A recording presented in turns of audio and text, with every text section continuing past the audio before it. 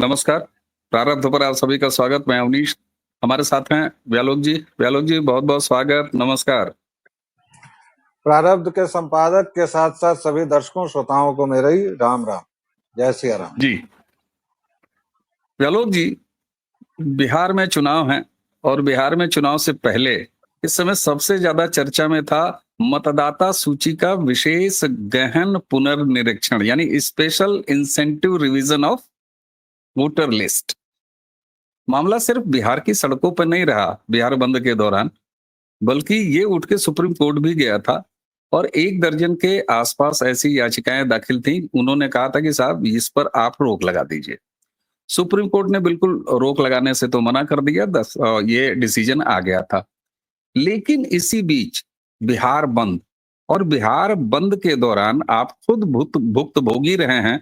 दर्शकों, मैं आपको बता दूं, जिस दिन बिहार बंद का आयोजन था, व्यालोक जी बिहार में ही बिहार कर रहे थे, मतलब ट्रेवल कर रहे थे, एक जगह से दूसरी जगह जा रहे थे। तो आपको आंखों देखी भी व्यालोक जी की तरफ से पता चलेगा। लेकिन जिस तरह के फुटेजेस आए, जिस तरह की तस्वीरें आई, जिस तरह का सड़कों पर उपद्रव, इधर उधर रेल रोको और तमाम जगहों पर धमकी कि 90 जैसा काम कर देंगे, भूरा बाल साफ करो भी कूद पड़ा, वो भी जुमला दोहराया गया। ये जंगल राज का ट्रेलर था क्या? हालांकि सुप्रीम कोर्ट ने तो उठा के पटक दिया, कहा कोई हम इस पर जो है रोक नहीं लगाएंगे। देखिए, मैं कई बार कह चुका हूं कि बिहार बहुत मजेदार राज्य है और मेरी जन्मभूमि है। बावजूद इसके जब भी मैं बिहार के बारे में बात करता हूं तो प्रशंसा कम मिलती है, गालियां बहुत मिलती हैं। इसकी मुख्य वजह यह है कि हम बिहारी इतने आत्महीन हैं और बिहार हमारा जो राज्य है वो इनर्शिया से पीड़ित है। इनर्शिया एक ऐसी स्थिति है, दर्शकों श्रोताओं, जिसमें व्यक्ति का अगर आप पैर भी काट लेंगे ना तो वो कोई प्रतिक्रिया व्यक्त नहीं करेगा। वो कहेगा कि अच्छा पैर काट रहे हो, फिर कुछ देर बाद आप हाथ काट देंगे, फिर वो तड़पेगा भी नहीं। वो इस भाव दशा में चला जाता है, उस गहरे नशे में रहता है। और नहीं, ये आध्यात्मिक ध्यान या वैराग्य की अवस्था नहीं, ये अवस्था है इनर्शिया की। तो पहली बात तो ये कि मैंने अपने राज्य और इसकी स्थिति बताई। अब दूसरी बात, ये जो गहन पुनरीक्षण चल रहा है चुनाव आयोग का, उस पर क्या बवाल है और क्यों हंगामा है। पूरा सीमांचल से लेके मिथिलांचल आज की डेट में मुस्लिम बहुल हो गया है। और मुस्लिम बहुल जब मैं कह रहा हूं तो वहां मुसलमान जो 1947 में अपना देश लेकर और उसके बावजूद जो यहां सैकड़ों पाकिस्तान बनाने की साजिश के लिए रुके थे, उन मुसलमानों की बात नहीं कर रहा हूं। ये मैं रोहिंग्या और बांग्लादेशियों की बात कर रहा हूं, जो लगभग 5 करोड़ इस देश की छाती पर मूंग दल रहे हैं। उसमें से मुझे लगता है कि 50 लाख के करीब बिहार की पुण्य प्रसूत धरती पर जरूर मौजूद हो। चुनाव आयोग ने उनके लिए पुनरीक्षण की जरूरत बताई। पहली शर्त क्या है इस चीज की? हमारे यहाँ दिक्कत यह है कि कोई किसी बात को सुनता नहीं। अभी आपने सुप्रीम कोर्ट का फैसला सुनाया। सुप्रीम कोर्ट का फैसला क्या है जनाब?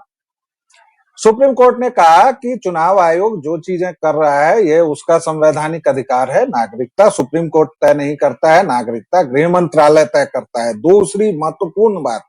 और तीसरी बात, सुप्रीम कोर्ट ने कोई निर्देश नहीं दिया, उसने अनुरोध किया कि राशन कार्ड, आधार कार्ड और नागरिकता कार्ड, इन तीनों को भी उन 11 दस्तावेजों में माना जाए जिनकी सूची चुनाव आयोग ने दी है। ठीक।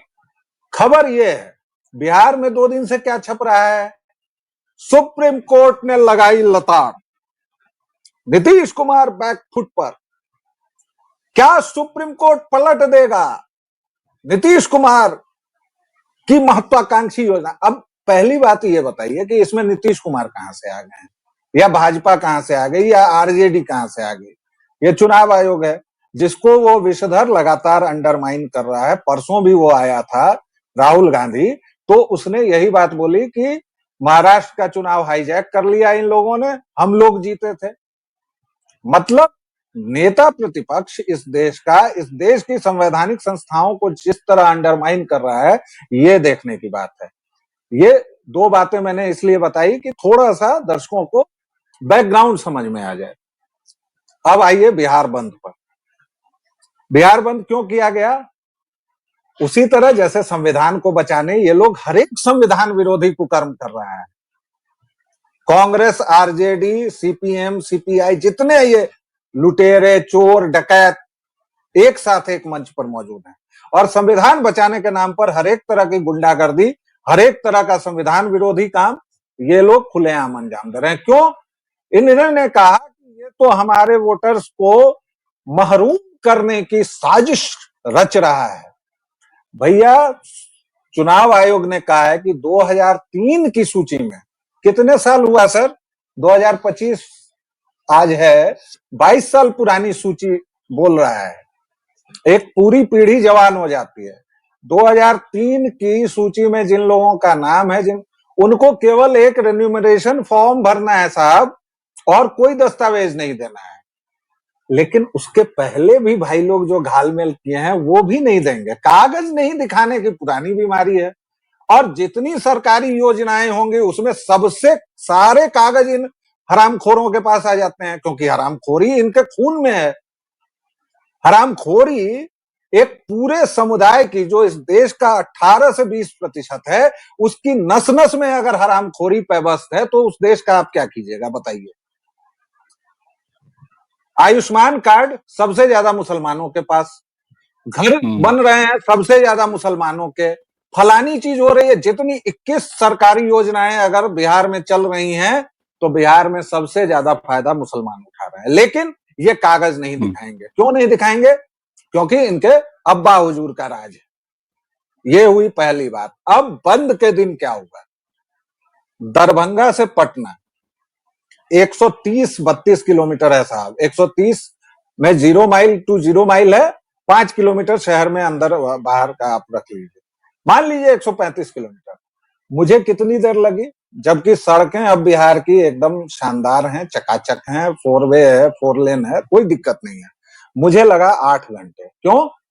क्योंकि भाई लोगों ने एनएच भी जाम कर दिया था। सोचिए, ये लोग एनएच तक को जाम कर देते हैं। और कितने लोग, 10-12 लौंडे लफाड़े मुंह में गुटखा भरे हुए, और एक बेहया होती है, एक वनस्पति जो नदियों के किनारे अक्सर खूब फूलती है, और उससे बचपन में हम लोगों की पिटाई होती थी, चाहे पिताजी करते थे चाहे मास्टर साहब करते।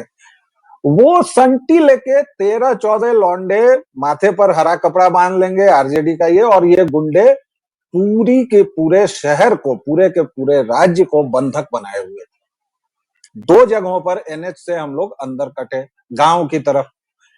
और वो हमें क्यों छूट मिली कि एक तो मैंने अपना प्रेस वाला कार्ड दिखा के विनती की कि भैया जाने दो, और दूसरा अपने पैर की स्थिति दिखाई, कहा कि पैर दिखाने जा रहे हैं भाई, देख लो ये सब हालत है, क्लचर है, ये है।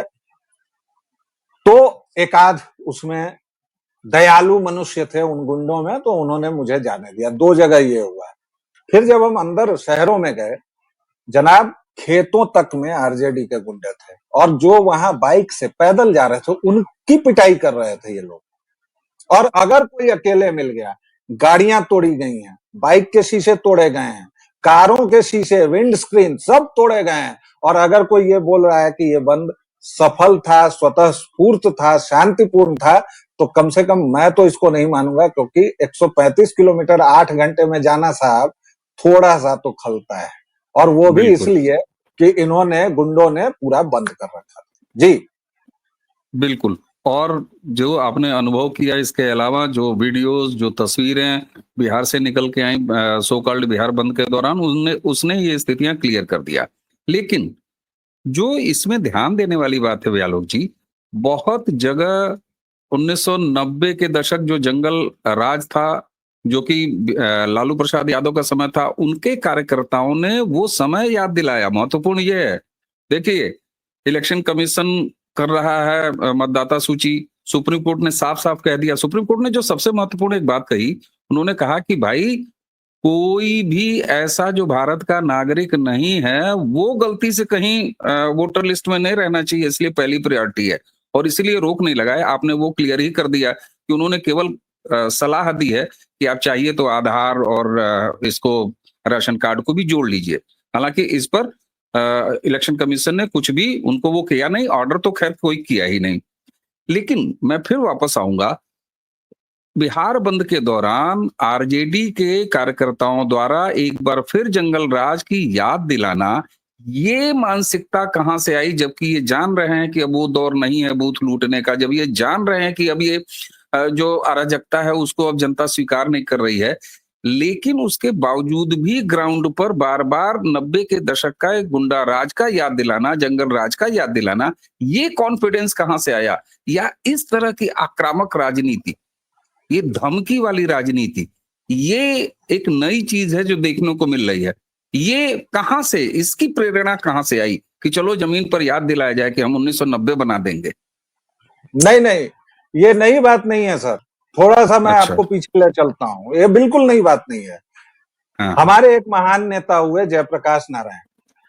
उन्होंने 1975 में जो भी किया, हालांकि बहुत अच्छा किया, लेकिन उसके परिणाम में जो उन्होंने निकाले असुर, 3-4 असुर निकले।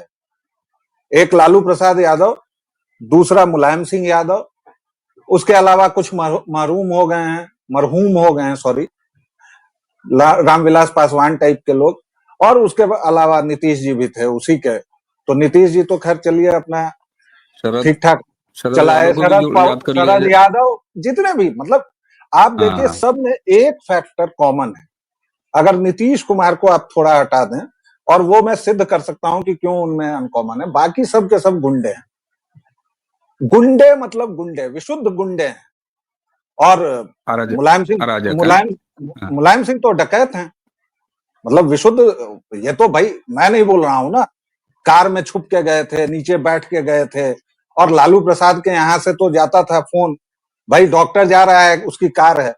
ये इस पृष्ठभूमि को समझते हुए मैं बता रहा हूं कि एक अ, आपके यहाँ बहुत बड़े खलीफा हुए हैं, जिनकी हत्या हो गई, अतीक अहमद थे वो। उनके सुपुत्र ने एक बार कहा था, अ, चुनावी रैली को संबोधित करते हुए, कि सबका नाम नोट कर रहे हैं और सबको सजा देंगे। तो ये इन लोगों की आदत है, ये गुंडे भड़काते हैं। आजम खान ने कहा था कि हम जूते बंधवाएंगे।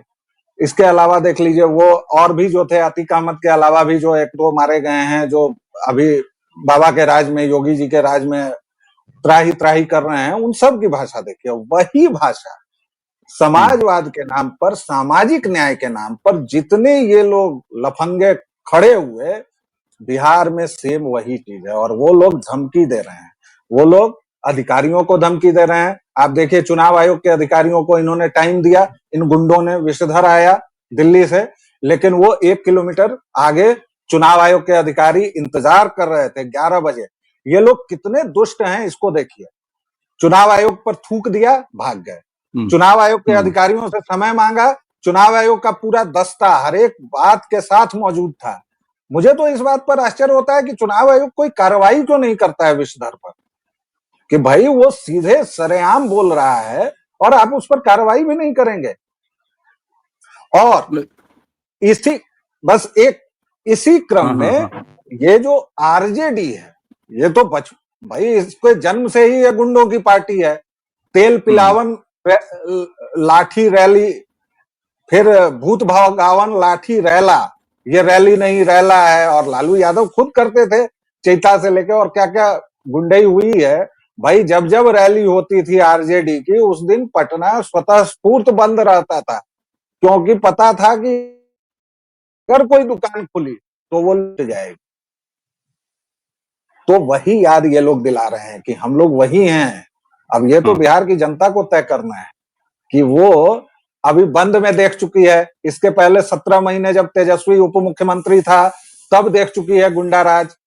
अब भी हुँ, अगर वह नहीं चेती और बिहार को राजद मुक्त और देश को कांग्रेस मुक्त नहीं किया, तो फिर हम और आप सिवाय कुछ घटनाओं की जानकारी देने के, बातें बताने के, और क्या कर सकते हैं। ये तो बिहार की जनता को तय करना है। बिल्कुल ठीक बात है। और आपने एक चीज़ जो कहा ना कि इलेक्शन कमीशन कार्रवाई क्यों नहीं करता है, तो इलेक्शन कमीशन के जो अपना अधिकार क्षेत्र है, मैं दर्शकों आपकी जानकारी में भी रख रहा हूँ, इसको चेक ज़रूर करिएगा। इलेक्शन कमीशन की वेबसाइट पे जाइए। इलेक्शन कमीशन ने तमाम पार्टियों, ऐसे कुछ नेताओं के नाम अपनी वेबसाइट पर अपलोड किए हैं और इस ब्यौरे के साथ अपलोड किए हैं कि ये बरगलाते हैं, ये भ्रामक, जैसे फैक्ट चेक आप देखते हैं ना कि ये तमाम फैक्ट चेकर होते हैं, ठीक उसी तरह फैक्ट चेक करके और इलेक्शन कमीशन ने अपनी वेबसाइट पे चढ़ाया है। शर्म आनी चाहिए ऐसे लोगों को जिनके नाम वहां पर हैं कि वो देश के मतदाताओं को, देश की जनता को भटकाते हैं, भरमाते हैं, झूठ बोलते हैं, लफाजी करते हैं। ऐसे लोगों के नाम जैसे पोस्टर छाप दिया जाता है, वैसे इलेक्शन कमीशन की वेबसाइट पर मौजूद है। मेरी दर्शकों से अपील है आप सबसे कि एक बार जरूर वहां इलेक्शन कमीशन पर जाइए। इसकी वजह यह है, देखिए, बहुत सारे लोगों को व्यालोक जी लगता है कि फांसी पे क्यों नहीं लटका दिया, फलाने क्यों नहीं कर दिया, मैक्सिमम पनिशमेंट क्यों नहीं हो जाती है, देश निकाला क्यों नहीं दे दिया। अरे साहब देखिए, हम बनाना रिपब्लिक नहीं है, लेकिन ये अपने आप में बहुत बड़ी बात है कि इलेक्शन कमीशन कम से कम इतना ओपनली एग्रेसिव होकर सामने आ रहा है और उसने टांग दिया है कि ये लोग गलत व्यक्ति हैं और ये भारत के लोकतंत्र के साथ मजाक करते हैं। मैं वापस आता हूं व्यालोक जी, बिहार बंद के बहाने जिस तरीके से जंगल राज का ट्रेलर दिया, और मैं थोड़ा सा चौंका क्योंकि अब मुझे ये लगने लगा था कि जिस तरीके से सपा यहाँ पर उसका मोडस ऑपरेंडी है, तो वो अब ढके छुपे बात करती है। अब ये नहीं है कि सड़क पर जो है तेल पिलावन, लाठी खिलावन और फलाने कलावन, वो अब नहीं रहा है। और अमूमन ये धीरे-धीरे पूरे देश से कल्चर जा रहा है। जो एक से एक जो अपने आप को बाहुबली करते थे, वो भी जो है ज़रा दूसरे ज़माना का जो तरीका है लोगों को देखने का। कभी नेताओं के पीछे जो है वो 1 दर्जन नालें चलती थी बंदूकों की। अब हँसी आती है, लोग गाली दे देते हैं, लोग मज़ाक उड़ाते हैं, तो नेता उस तरह से अब नहीं जाते। लेकिन ये सब करके बिहार बंद के दौरान क्या आरजेडी ने अपने पाँव पर कुल्हाड़ी मार ली है? क्योंकि मैं ये नहीं मान सकता कि बिहार अब भी इस तरह की खुलेआम अराजकता को देखेगा और स्वीकार करेगा। देखिए, जो बात मैं छुपाना चाह रहा था आपने उसको कह दिया। ये बात अभी नहीं बतानी थी ना कि आरजेडी ने खुद के पैरों पर कुल्हाड़ी मार ली है। महाराज, 3 अच्छा, महीना बाकी है अभी। मैं डिस्क्लेमर तीन दे देता महीना हूँ। हे आरजेडी समर्थकों, हमारा ये वीडियो मत देखिएगा, अगर देखिएगा तो इसको म्यूट करके देखिएगा। आपके लिए नहीं है वीडियो, ठीक? तो on a serious note, RJD ने सीरियसली, मतलब उसके नियंता जो हैं, अभी तो 9वीं फेलस्वी है। अगर लालू रहते तो कभी ये गलती नहीं करते। इसने लालू को भी साइडलाइन कर दिया है क्योंकि लालू समय देखकर, उसको पता था कि भाई अभी तेल पिलावन रैली करनी है तो अभी करनी है। उसके बाद की भाषा आप उसको देखिए, छठ को वो ज्यादा प्रमोट करने लगा। जो आदमी कभी भूरा बाल कहता था, वो आदमी अपने घर में शिवलिंग बिठाने लगा, वहां शिवरात्रि की पूजा करने लगा। और इस अभागे को जो इसने सावन में किया था, मछली की ये नुमाइश की थी इसने, और उसके बाद बहुत कुछ किया था। इसने जानबूझकर भक्तों को भड़काया था।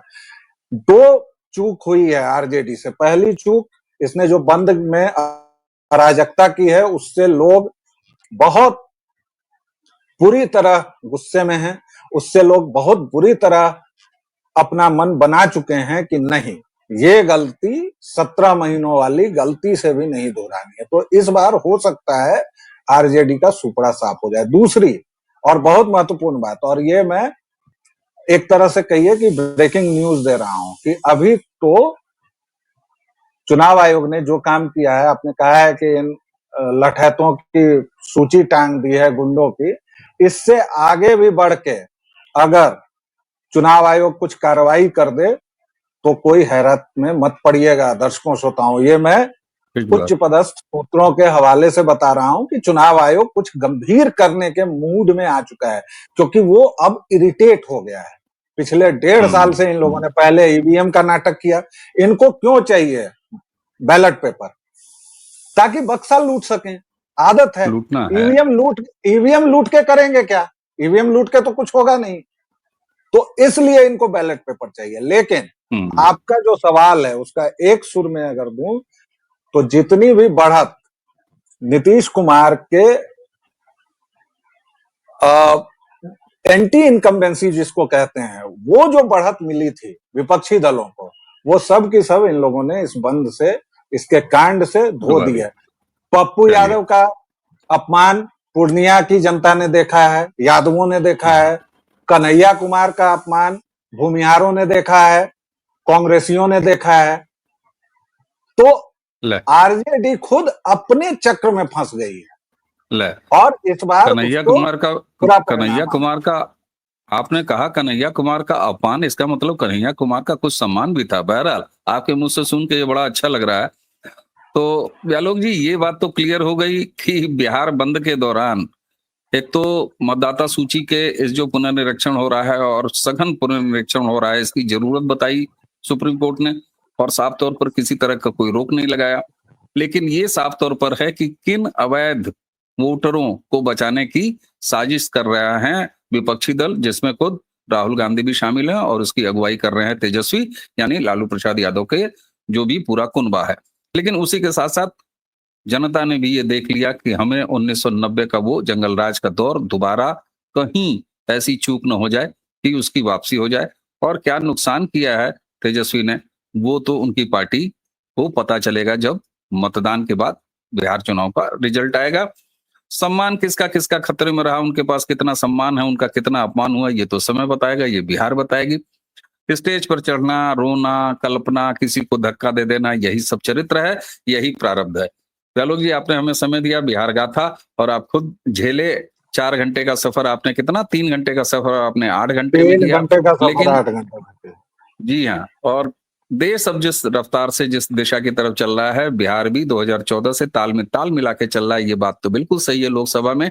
लेकिन विधानसभा में किस तरीके से वो अपने आप को निकाल के लेते चला जाता है जंगल राज के किनारे किनारे से, और ये फिल्म फ्लॉप हो जाए जिसका कि ट्रेलर दिखाया गया बिहार बंद के नहीं, दौरान। देखिए, मैंने इससे पहले की बातचीत में मैं कभी भविष्यवाणी नहीं करता हूं, लेकिन उसमें कर चुका हूं। लेकिन आपने और वही फिर दोहरा रहा हूं कि सब कुछ जितने कॉम्बिनेशन परम्यूटेशन होता है ना गणित में, कर लीजिए आप, आएंगे चचाए।